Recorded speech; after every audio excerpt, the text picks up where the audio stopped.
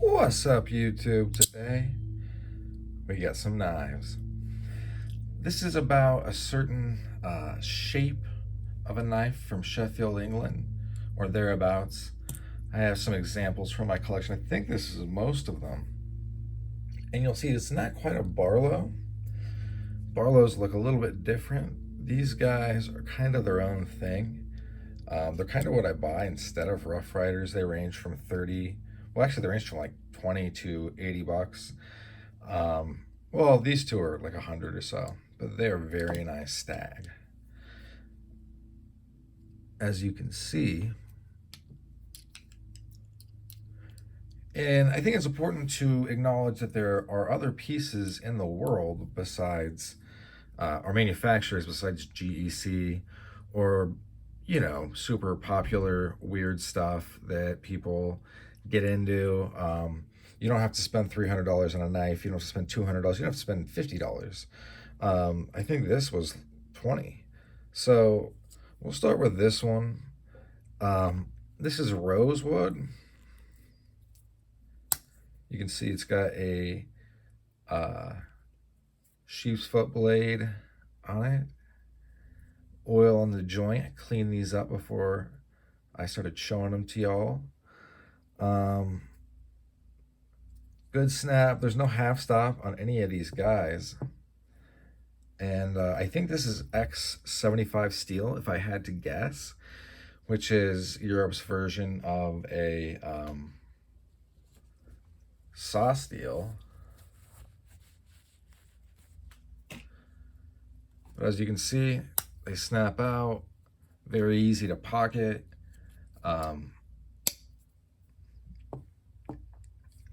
This next one is ebony.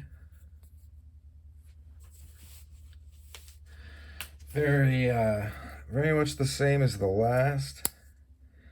As you can see, it is the same shape. It's got the ram's foot, or not ram's foot, sheep's foot blade. No half stop. It says Sheffield, handmade England. I think this is an Arthur Wright. Most of these are. Then we have a buffalo horn. I think this was around 60.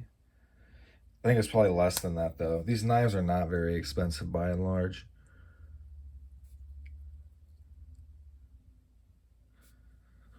Let me wipe off some of that oil.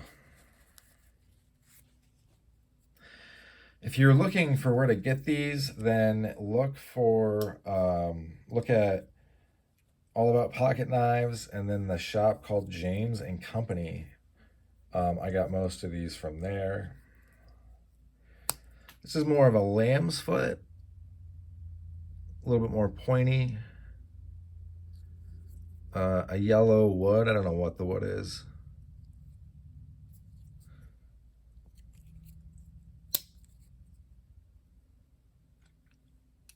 We're going to continue on with things that have bolsters.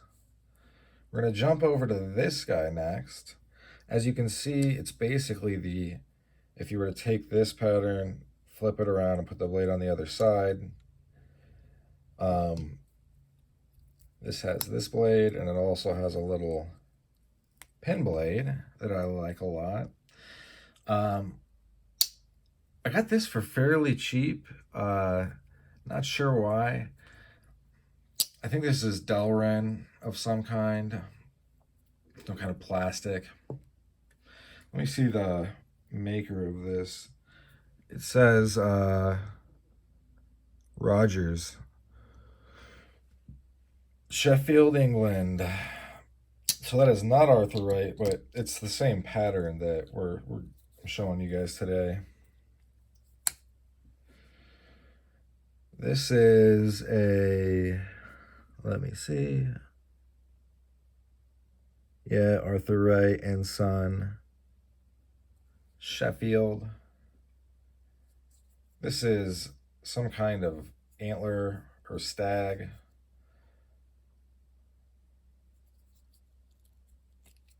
I like that piece a lot. Continuing with things that have bolsters. This is from Joseph Rodgers.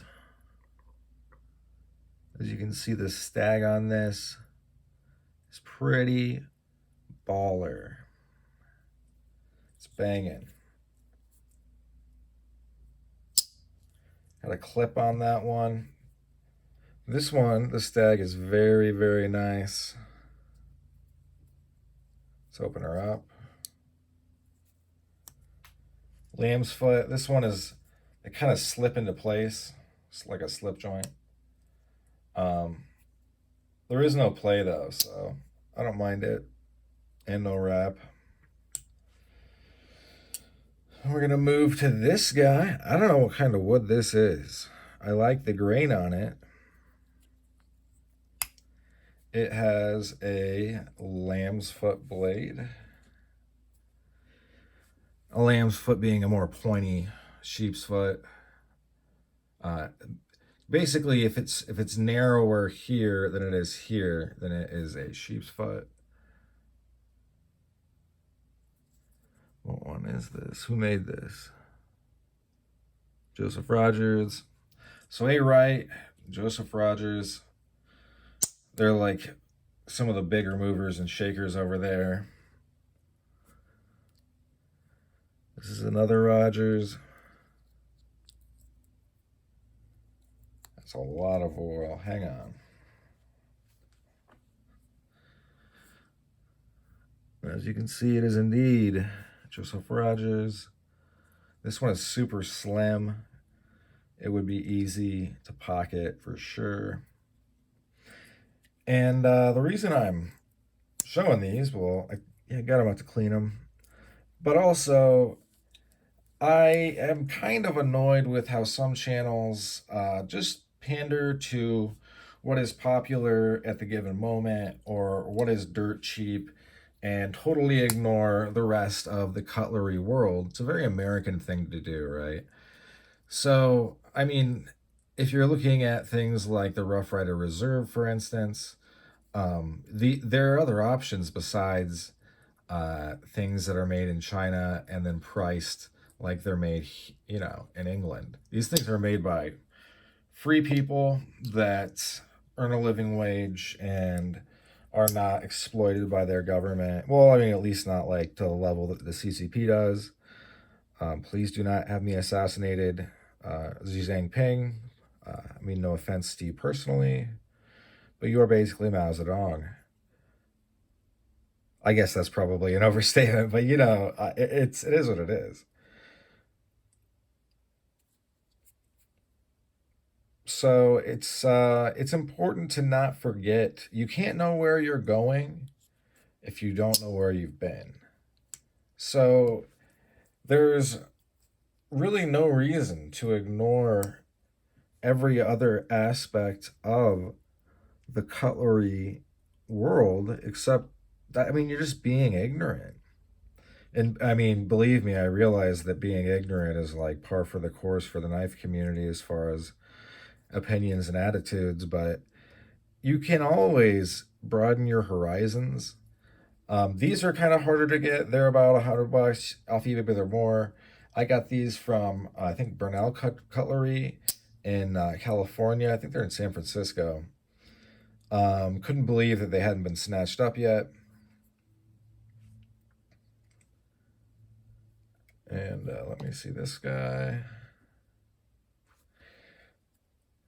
It's just I don't mean to sound salty or anything like that. It's just a critique because I mean, it is what it is, but I don't know why so many channels like they seem to want to pretend that they're important and they're just not, like I could name people but I won't. I'm not trying to start any drama, but it's just kind of makes me a little sad that these people are trying to turn like a knife channel into some sort of avenue to fame or are accepting a bajillion handouts that are, basically nothing more than advertising, getting free knives.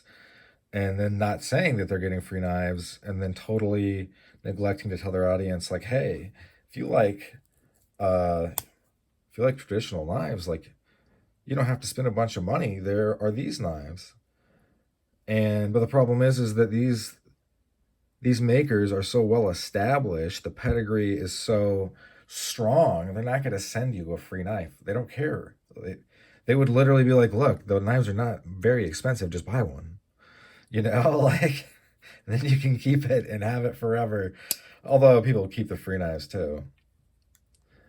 It's just something to think about. Not You don't want to have too myopic a worldview. You want to have a broad worldview. You want to be well traveled. You want to be in the know, educated, well read, knife literate, so to speak, and not so cornered in one part of the world, or only getting information from people that are hanging from somebody else's nuts. Um, it's good to know the history. It's good to see where cutlery came from and where it is today. Because this kind of blade shape is very popular with GEC, and GECs are really hard to get. I mean, if I'm starting a new gig soon, I don't know if I'll be able to snatch every GEC, but that's okay. I'm not. That's life. But I have I have a ton of knives. If you watch this channel for any amount of time, I have just a ridiculous amount of knives. Um, and I want to be able to appreciate them. So maybe I'll slim down the collection a little bit soon, probably, but I will be keeping all of these. These aren't really something that I would resell for the same price. I would have to take a hit on it, and I'd rather just keep them and use them. These are basically my collection's version of the Rough Riders, except that I think they're a lot cooler than Rough Riders, and the fit and finish is overall a lot better, a lot more consistent, and I just think that it's a value that's very comparable. It's just not an option people really know about because you don't see these in the U.S. very much at all.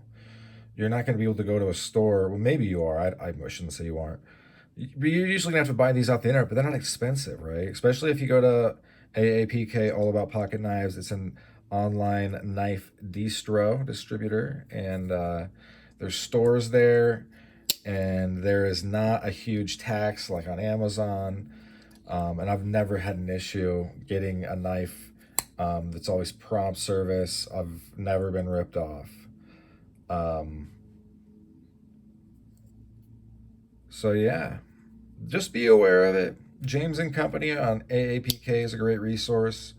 Brunel Cutlery used to have stuff like this that is just like breathtakingly gorgeous. Um, you've just got to be aware. You got to be in the know. It's not like a tough thing to be in the know, but if you're only watching a couple knife channels, you're really missing out. And especially the big knife channels, I just don't see the variety there. It's usually, uh, like Chinese stuff, which isn't bad necessarily. I'm not trying to shove my political view down anybody's throat. But if you're not even going to look at this stuff, like Slick Slicer is a good example. I'll try to remember to put a card up of his channel. Um, there's others. You just kind of got to look and be willing to reach out to people, try new things, and keep your head on a swivel in the knife world. Just like it's smart to keep your head on a swivel in the real world. You shouldn't have tunnel vision on all I care about is GECs, and then when I miss the drop or I can't get one for a few months, I'm like super angry on the internet, say stupid things, and get banned from Facebook groups. That's not what you want to do. There are other options, and the idea that every knife has to be free of every single gap, that's just not how it is. And I get that GEC is heirloom quality, but Your collection, I mean, look, I have a bunch of GECs. Go to the GEC playlist and see how many I have. I've made videos on. It's over 100. So I do know what I'm talking about. Just because I don't pretend to be some important guy on the internet, some big shot, because of knives, that's ridiculous. I mean, I just, it's something that I've kind of been holding my tongue about for a while, but, and sorry about that noise out there. But in these longer videos, I am going to start talking more about economy, how knife pricing works, where you can go to find better options, more options. There's no reason to just stick in one part of the pool. I guess I'm going to mix metaphors, but life is a buffet. So I'm not saying you got to get all these. Maybe you get one. Go look. This buffalo one, I don't know if it was 60. I think it was 40. This is super nice. I mean, really, it is. There's no shame in this knife. This is a baller knife. If you really like sheep's foot, you can get something like this. But yeah, any event, I got to get going.